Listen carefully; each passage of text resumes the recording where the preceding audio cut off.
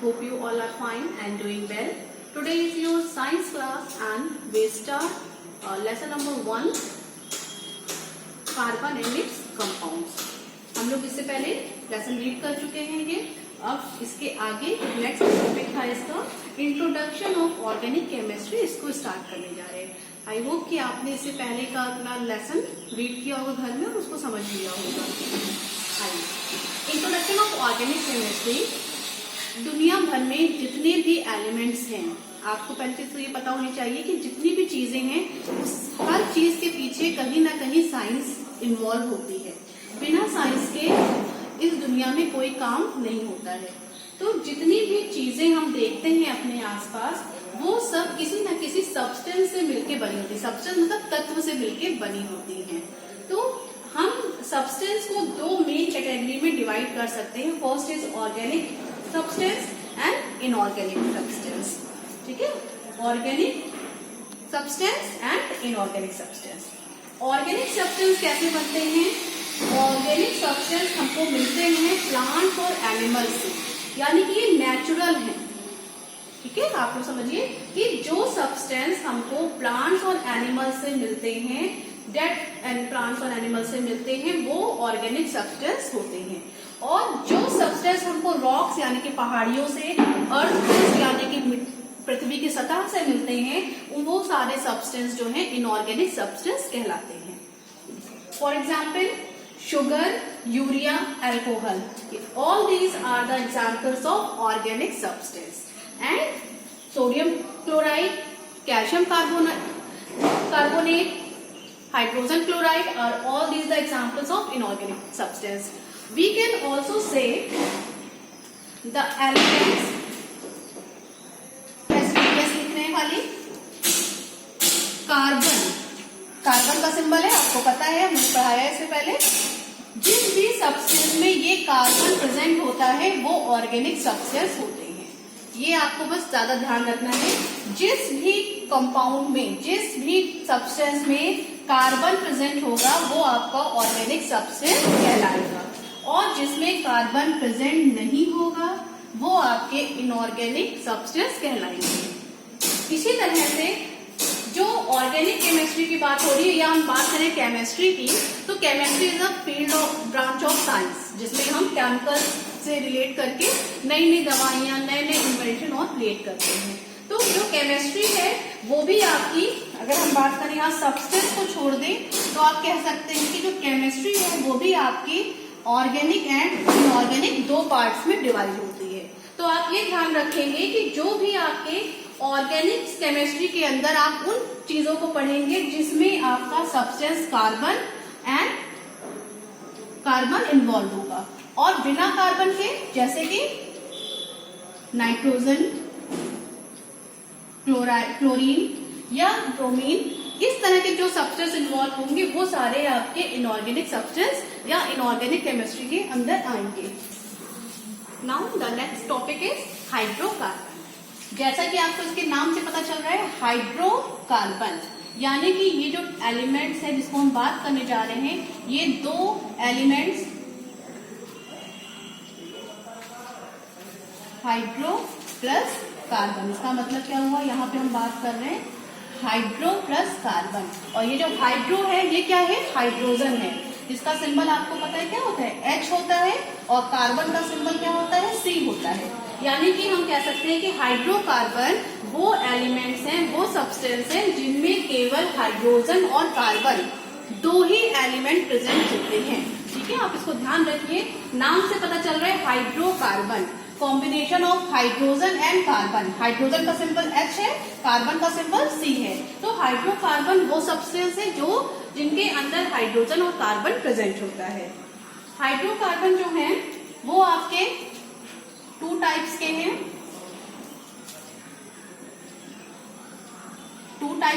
First is saturated and second is unsaturated. अब ये क्या चीज रहती है? सैचुरेटेड हाइड्रोकार्बन वो हाइड्रोकार्बन है जिनके अंदर सिंगल बॉन्ड पाया जाता है। आपको ध्यान रखना है कि सैचुरेटेड हाइड्रोकार्बन वो हाइड्रोकार्बन है जिनके अंदर सिंगल बॉन्ड पाया जाएगा, और अनसैचुरेटेड वो हैं जिनके अंदर डबल बॉन्ड या ट्रिपल बॉन्ड पाया जाता है। अब ये क्या चीज होती है, इसको कैसे समझेंगे, तो आपको ध्यान होगा कि इससे पहले आप लोगों को क्लास में बताया गया है, आपने 6-7 में पढ़ा है, कार्बन और हाइड्रोजन की कुछ हमने वैलेंसीज के बारे में भी पढ़ा है। तो आपको ध्यान होगा कार्बन जो हाइड्रोजन है इसका एटॉमिक नंबर 2 होता है और कार्बन का एटॉमिक नंबर 6 होता है। अब अगर हम इनका कॉन्फ़िगरेशन करें तो इस 1s2 और इसमें 1s2 and 2s2 and 2p6 ये क्या होते हैं, आप लोगों को पता होगा कि हमारी अर्थ में बहुत सारी लेयर्स हैं। तो उसी तरह से अगर हम ऑर्बिटल्स की बात करें, कार्बन क्या है, एटम के बारे में आपने पढ़ा है कि एटम उसकी कई सारी लेयर्स होती हैं, ठीक है, इस तरह से आपने ध्यान होगा, हमने पढ़ाया गया है आपको। तो कार्बन या कोई भी एटम है उसके कई सारे एटम्स के जो मॉलिक्यूल्स है वो तो सेंटर में होता है, बट उसके बहुत सारे ऑर्बिटल्स होते हैं। तो जो फर्स्ट होता है उसको हम s ऑर्बिटल कहते हैं, फिर p ऑर्बिटल होता है, फिर d ऑर्बिटल होता है, फिर f ऑर्बिटल होता है। इस तरह से सारे इलेक्ट्रॉन्स जो हैं, सारे प्रोटॉन्स उसके उसमें फिल होते जाते हैं। आपके s2 और जितने भी हैं s में आपके मैक्सिमम 2 इलेक्ट्रॉन्स रह सकते हैं। p में यानी कि जो दूसरा शेल होता है उसमें आपके 6 इलेक्ट्रॉन रह सकते हैं, ठीक है। तो आप अभी हम यहीं तक बात करें क्योंकि हमको सिर्फ 2 ऑर्बिटल तक के बारे में आपको 8th क्लास में पढ़ना है। तो फर्स्ट s होता है, इसमें 2 रह सकते हैं, सेकेंड s में 2 ही रह सकते हैं, तो 2s और 2p, यहाँ पे 6 रह सकते हैं, ठीक है, इतना भी आप ध्यान रखिए। फिर उसके बाद 3s2 होता है, 3p6 होता है एंड 3d10 होता है, इसको आप ध्यान रखिएगा। लेकिन अभी हम बात करेंगे 2p6 के बारे में। अब आप देखिए जो सेकेंड ऑर्बिटल है 2p6, तो 2p के अंदर यहाँ पे मैक्सिमम 6 इलेक्ट्रॉन हो सकते हैं, लेकिन हमारे पास कितने आ रहे हैं, 2 आ रहे हैं ना। तो आप क्या करना है कि यही किसी भी एटम को स्टेबिलिटी होने के लिए उसकी वैलेंसी पूरी करनी होती है। इसीलिए अगर हम इसकी एग्जाम्पल की बात करें सैचुरेटेड हाइड्रोकार्बन की, तो ये आपका हमने यहाँ पे एग्जाम्पल लिख दिया है मीथेन। मीथेन का फॉर्मूला होता है CH4। अब आप इसी से समझिए कि C जो है सेंटर में होगा, ठीक है। जो सैचुरेटेड हाइड्रोकार्बन है जिसका एग्जाम्पल हमने यहाँ मीथेन लिखा है, वो मीथेन का CH4 फॉर्मूला होता है। अब देखिए इसका स्ट्रक्चर अगर हम बात करें तो कैसा स्ट्रक्चर होगा, इसमें C एक है तो C इस पे सेंटर में है और इसके चारों साइड H अटैच होते हैं, वो भी किससे, सिंगल बॉन्ड की हेल्प से। इस तरह से कार्बन को 4 इलेक्ट्रॉन तो यहां से मिल गए हाइड्रोजन से और 2 इसके पास पहले से होते हैं, तो कार्बन की वैलेंसी पूरी हो जाती है और वो स्टेबिलिटी ले लेता है। अब आप देख रहे हैं कि ये सिंगल बॉन्ड से जो जुड़ा हुआ है और इसमें क्या है, सिर्फ हाइड्रोजन है और कार्बन, 2 ही एटम्स इन्वॉल्व, सॉरी 2 ही एलिमेंट्स इन्वॉल्व हैं, इसलिए ये आपका सैचुरेटेड हाइड्रोकार्बन होगा। सेकेंड अगर हम बात करें अनसैचुरेटेड की, तो इसके एग्जाम्पल्स हैं इथिलीन और एसिटिलीन, जिसमें डबल बॉन्ड और ट्रिपल बॉन्ड होगा। अब डबल बॉन्ड कैसे आएगा, हमको पता है कि कार्बन की वैलेंसी जो है वो सिर्फ रह सकती है, तो क्या होता है कि इसमें एक कार्बन दूसरे कार्बन से डबल बॉन्ड से अटैच होता है, तो 4 करने के लिए 2 इससे हो गए और दूसरा जो है वो 2 साइड से H से जुड़ जाता है, ये वाला भी H से जुड़ जाएगा, तो क्या बन जाएगा फॉर्मूला C2H4, ठीक है, ये आपका एसिटिलीन का फॉर्मूला हो जाएगा C2H4 इथिलीन का। इसी तरह से अगर हम एसिटिलीन की बात करें तो इसमें क्या पता है कि ट्रिपल बॉन्ड होंगे।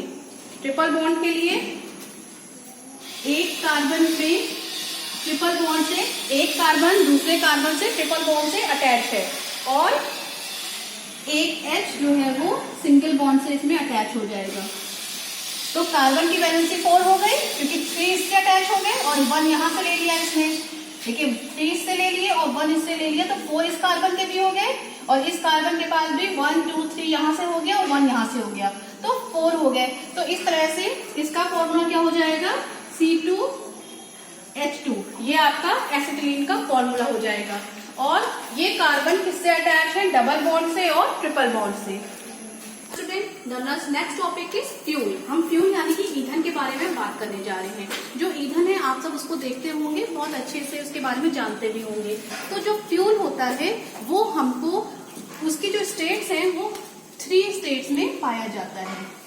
ठीक है, आपको जो ईंधन है वो सॉलिड यानी कि ठोस अवस्था में भी मिल सकता है, लिक्विड यानी कि गैसियस पानी की जैसे भी मिल सकता है, तरल पदार्थ में भी, और गैस के फॉर्म में भी मिल सकता है। तो जो ईंधन होता है वो हमको सॉलिड, लिक्विड और गैस तीनों फॉर्म में अवेलेबल है। अब अगर हम एग्जाम्पल की बात करें तो सॉलिड फॉर्म में हमको कोल जैसे कि कोयला है, वुड चारकोल लकड़ी का कोयला है, काउ डंग केक मतलब जो हम लोग गाय के गोबर के कंडे बनाते हैं, तो ये सारे भी हमारे ईंधन के प्रकार हैं और ये सारे आते हैं सॉलिड ईंधन के रूप में। नेक्स्ट है लिक्विड। लिक्विड स्टेट्स में फ्यूल हमको कैसे मिलता है, पेट्रोल है, डीजल है, कैरोसिन है। इन सब के बारे में भी आप बहुत ही ज्यादा फैमिलियर होंगे। पेट्रोल जो हमारी गाड़ियों में चलता है, हम लोग एक्टिवा बाइक सब पे डालते हैं। डीजल से हैवी व्हीकल्स चलते हैं जैसे ट्रक वगैरह है। कैरोसिन जिसको हम लोग घरों में यूज करते हैं, मिट्टी का तेल कहते हैं। उसी तरह से गैसियस फॉर्म में यानी कि गैस अवस्था में जो हम ईंधन यूज करते हैं उसको है नेचुरल गैस है, वाटर गैस है और गोबर गैस है। अब अगर हम बात करें जो ईंधन है उसके टाइप्स के बारे में, तो ईंधन के टाइप्स को 4 पार्ट्स में डिवाइड किया गया है। First is house hold type, यानी कि हाउस होल्ड मतलब वो ईंधन जो हम घरों में यूज करते हैं। हम हर तरह के ईंधन को घर में यूज नहीं कर सकते हैं। पहला घरों में यूज करने वाला हाउस होल्ड ईंधन है, जिसमें आपका कैरोसिन है यानी कि मिट्टी का तेल है, जिसमें आपने देखा होगा गाँव वगैरह में घरों में आजकल भी चूल्हे जलाते हैं तो उसमें कैरोसिन या मिट्टी का तेल डाल के जलाते हैं। उसके अलावा काउ डंग केक जो है यानी कि जो गोबर के कंडे बनाए जाते हैं गांव में, उसकी सहायता से भी लोग घरों में चूल्हे में खाना बनाते हैं। और बहुत ही ज्यादा कॉमन जो आजकल है वो है LPG, लिक्विड पेट्रोलियम गैस, जो हम लोग अपने गैस के सिलेंडर में भरवाते हैं। तो इस तरह के कैरोसिन या LPG का यूज हम लोग अपने घरों में करते हैं। दूसरा है इंडस्ट्रियल फ्यूल। इंडस्ट्रियल फ्यूल मतलब जो हम औद्योगिक कल कारखानों में यूज करते हैं उस तरह के ईंधन की बात हो रही है, तो उसमें आपका पेट्रोल एंड डीजल आएगा। थर्ड है इंजन। इंजन चलाने में जैसे रेल के इंजन है और भी कोई हैवी व्हीकल्स है, उनके इंजन चलाने में आप किस तरह का फ्यूल यूज करेंगे, तो इसमें भी आपका पेट्रोल और डीजल का यूज होता है। लास्ट है fourth type rocket. Rocket type ईंधन यानी कि जो रॉकेट आप देखते हैं मिशन में जाता है, स्पेस में जाते हैं, तो उसमें कौन सा ईंधन भरा जाता है, मिट्टी का तेल या पेट्रोल नहीं भरा जाता है। उस तरह के रॉकेट में हम मिथाइल हाइड्रोजाइन को भरते हैं, जिससे कि रॉकेट बहुत तेजी स्पीड में अंतरिक्ष में चला जाता है। So student, it is all about your lesson. अब आपके जो टॉपिक्स बचे हैं वो आपका पेट्रोलियम और कोल के बारे में है। आप लोग पेट्रोलियम के बारे में बहुत ही ज्यादा फैमिलियर होंगे, इनके बारे में आपने बहुत सुना है, तो इसमें कुछ खास समझाने वाला नहीं है। आप इसको घर में अपने आप रीडिंग कर लीजिएगा। In case you have any difficulties you may contact us. So have a nice day. Thank you.